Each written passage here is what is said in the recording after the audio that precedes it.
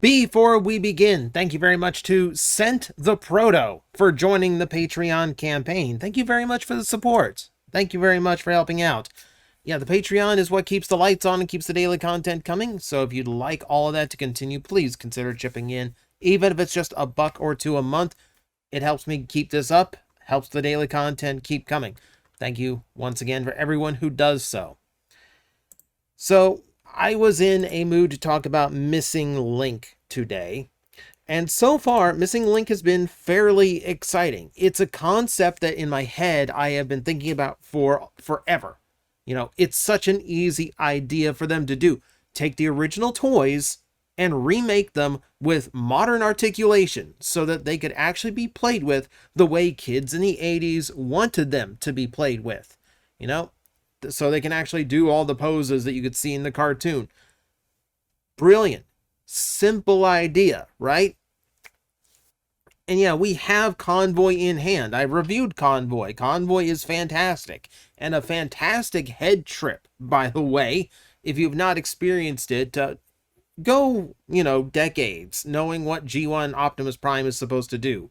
And then get this one in hand that feels and looks like the original, and then it does weird stuff. It's kind of a trip. It's kind of a trip. And I'm hoping the upcoming Bumblebee and Cliffjumper give me the exact same vibe when I get those in hand. But we've kind of talked about this in the past. When it comes to Generation 1, obviously, there is plenty to work through, plenty of different designs and characters for them to hit.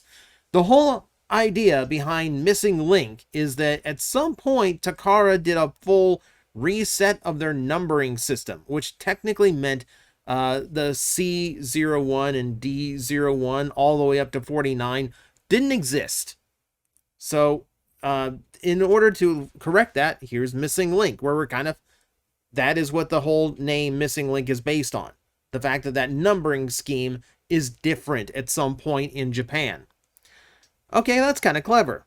It does mean they're going to stick to a lot of Generation 1 stuff because obviously that's where this idea is most marketable. That's where they have the most material to work with. The most nostalgic figures with the least amount of articulation.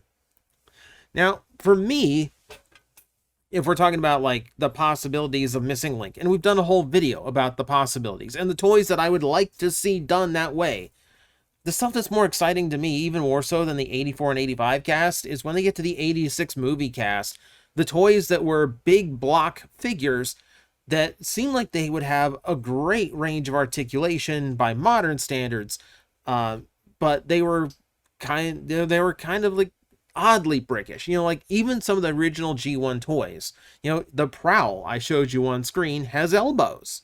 There's like proper G1 stuff like 84 or 85, some of that did tend to have 4 or 6 points of articulation, which, doesn't seem like a lot, but it's a lot more than Blur here at 2. So it's this realm, it's this era of figure where I'm kind of excited for it, and the things that they could do. But that said, I kind of started thinking, like, what is there in the rest of Transformers where the same thing could apply, where we could actually just take the original toy, add articulation to it, and boom, that's going to be your big selling, your big popular toy. Now, to be fair, there's only a certain range of time where this would actually work. Once we hit a certain date, toys from that point on are so articulated that there really isn't any point to bringing, to doing a Missing Link style to them. But that said, there are directions to go in. If we're talking about this being a Generation 1 line and where to move on to, Generation 2 comes to mind first for a lot of the American fans, and that brings us to things like this Megatron. And obviously, I think G2 Megatron is perfect for Missing Link. Aside from the fact that, yeah, it's a big, bulky figure that has plenty of room for new articulation, it has a nostalgia factor to it. It's the first tank Megatron. It's one of the first brand new Transformer toys in general that they had done since the late 80s. It's great. I mean, it's great for the time. It's great for the time. It's not great now. I would love for it to be made into a great toy with a lot more articulation. And again, that wouldn't be too hard on this toy's overall design. I don't even think it would hamper the gimmick because that's entirely contained inside the canon. So you could absolutely get away with something like that. That would be, this I think is ideal for the missing link treatment.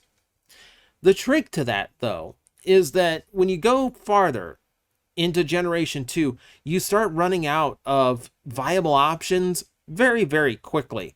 Because, truth be told, this Megatron was done because, well, legally they could not do the G1 Megatron toy anymore. But they had to have a Megatron there to oppose Optimus Prime, so let's come up with a brand new toy. And it is very much in the articulation and design stylings of a lot of the late G1s, the ones that became Euro G1.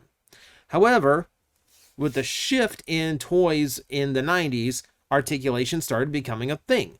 So do you actually do like a hero Optimus Prime as missing link? Probably not. One, because it's a more obscure release, and two, because, yeah, there is a level of articulation to it.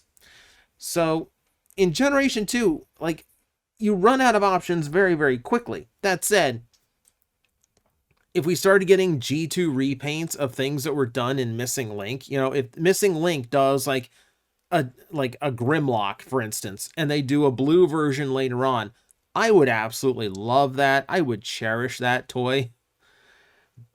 But that's for another day. When it comes to brand new molds, obviously G2 is very limited, but they started introducing so much articulation that the Missing Link treatment doesn't really work. You have to go into like pseudo G1 stuff to get other molds that actually kind of work. So like the Skyquake mold that, here as Machine Wars Starscream would again be a great candidate for that. Aside from the fact that, it's a brick of a toy that looks super cool. It's a really cool design. And yeah, you could absolutely do a lot with a wider range of articulation on it. There's so many other options. Of course, you got the G1 Skyquake, you've got the Starscream, but you've also got King Atlas if you really want to get crazy.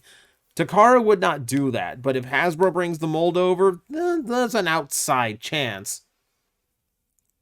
This is another one where it's a great mold for the idea, because I do think this mold itself is memorable enough for a lot of people for them to really want the feel of the original toy rather than a remake that might have some weird aesthetics mixed in. Like this toy here, we speculated was going to be done from that Legacy Dreadwing mold that came out, because it wasn't just Prime Dreadwing. It had a lot of sculpting done to match this version of Skyquake's mold. Never came to pass, or at least hasn't come to pass yet. But I think this would be appropriate for it. The problem is, again, you're dealing with characters that are maybe a little bit too obscure for that kind of thing. So maybe not as viable as I would really, really like. And then if we go further, we get into things like Scourge here. Now, I am one of those people with a really bad taste in my mouth after the Velocitron Scourge they did.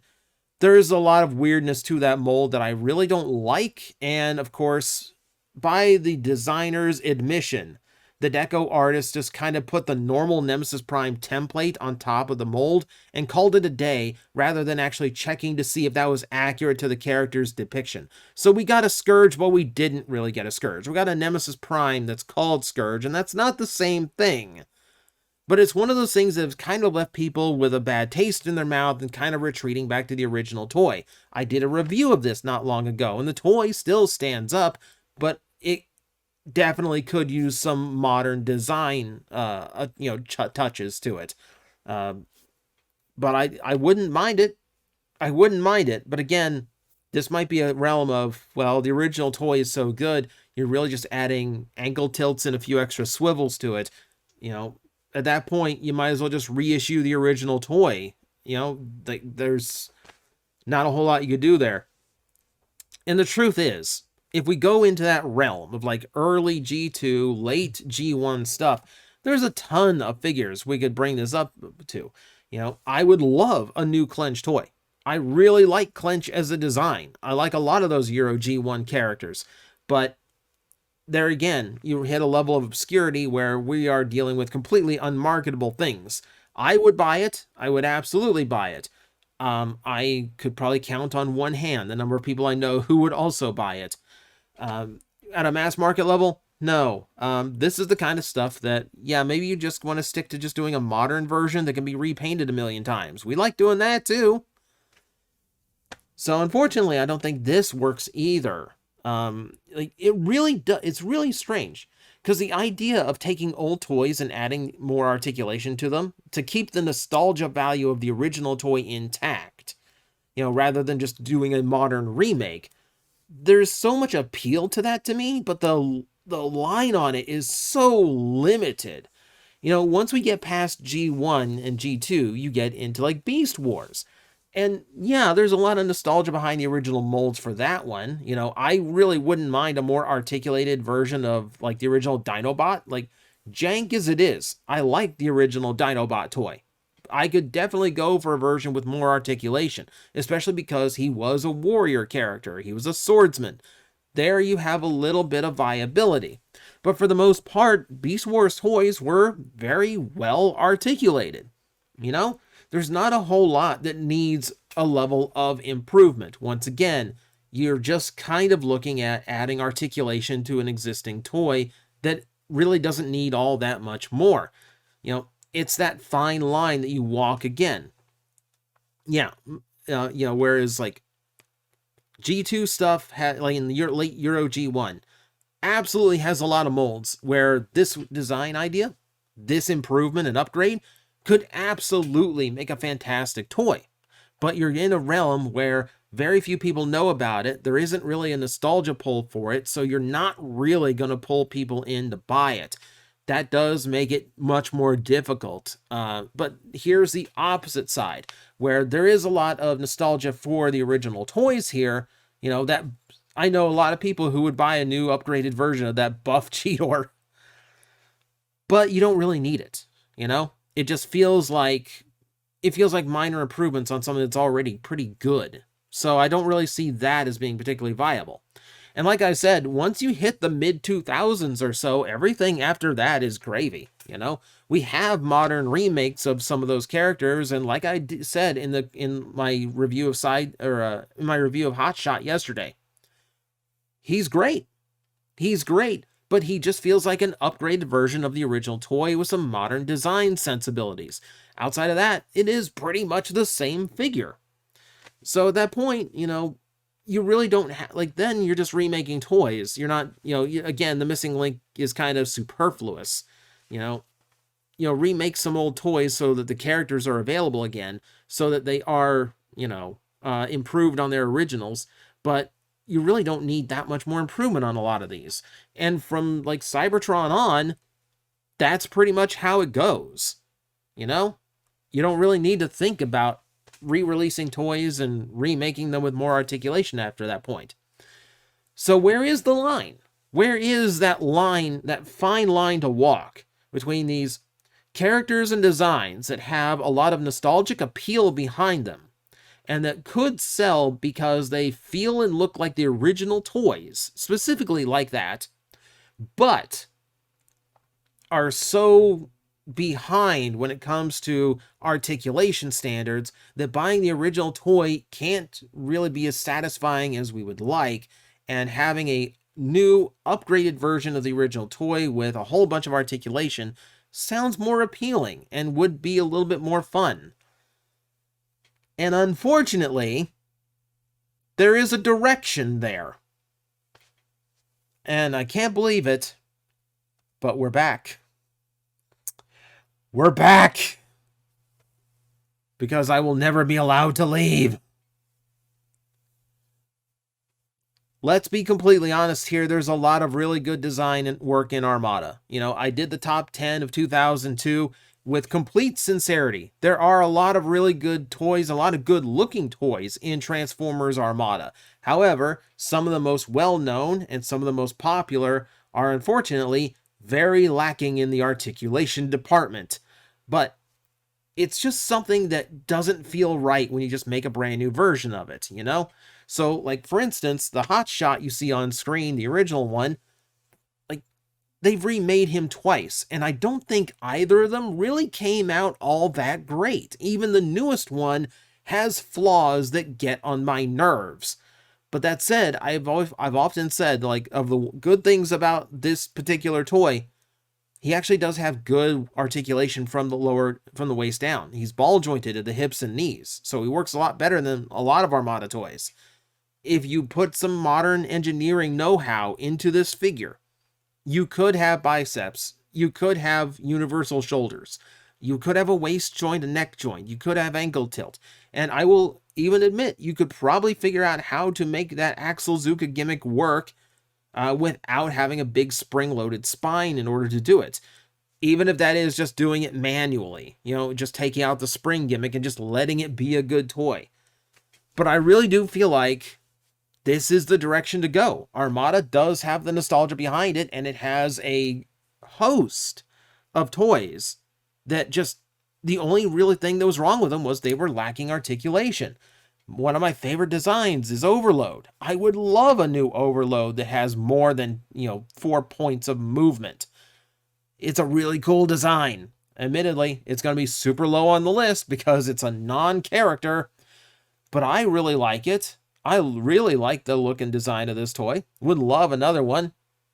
You know what really needs it? And you might shrug because, like, wait, they just did a brand new Megatron that's, like, basically what this would be, right? Wrong. Because Armada Megatron's whole thing was, look at all the things mini-cons can do in this play pattern. His toy was basically, look at all the gimmicks you can cram into one figure that all use the mini-cons in different ways. Like 10 different things this toy could do with mini-cons. And of course, the modern version of this toy doesn't do any of them. So this is ripe. This is absolutely perfect for a missing link treatment, where you just go back, take the original toy, and just figure out how to improve all of the standard articulation on him to the point where he feels as good as the new one, but still does all the tricks of the old one, right? So therein lies that. And then look at him. I really feel like that's all some people wanted. Not as much even like a commander class tidal wave or something like that. I feel like what a lot of people were after with this was just make the original one, but with articulation. To an extent, that's what the Titan is, but that it's not exactly what people really wanted here. Like this with higher level of joints, with better joints, this would be fantastic. I will admit that, and this would be something that's easier to pick up and play with than the Titan is. I love the Titan, but my God, it's not as quick to play with as the original Tidal Wave, and I think that's kind of important sometimes. So this is the realm. This is where Missing Link makes the most sense to do outside of G1. And again, we could keep going on like this. Smokescreen and Blur are decent designs that really need articulation in order to make them good figures. Starscream. We got a brand new Starscream toy, and it's nice, but there's just something about it that just doesn't feel as good as the original toy. But the original toy doesn't have the articulation that's fun on the new one. So I would love to mix them in the middle. Now, obviously, this is so far down, like, we don't even have to worry about it now. Like, but just like Masterpiece, it's not like they're going to do all of Generation 1 as, Missing Link before potentially branching out into other areas that could also be profitable. So there is an outside chance that we do start seeing a few things from other shows and other franchises and Transformers. I think Armada's the best way to go. And that's kind of a scary thought to me, but it is a true thought. If I'm going to be honest here, and that's all I can be as a reviewer, I think Armada is the best bet. Simple as that. So let me know your thoughts in the comments below. I'm sure everyone's got some different idea of what Missing Link could be doing for other Transformer toys out there. This is just mine, so feel free to share yours below. And as always, I will see you next time.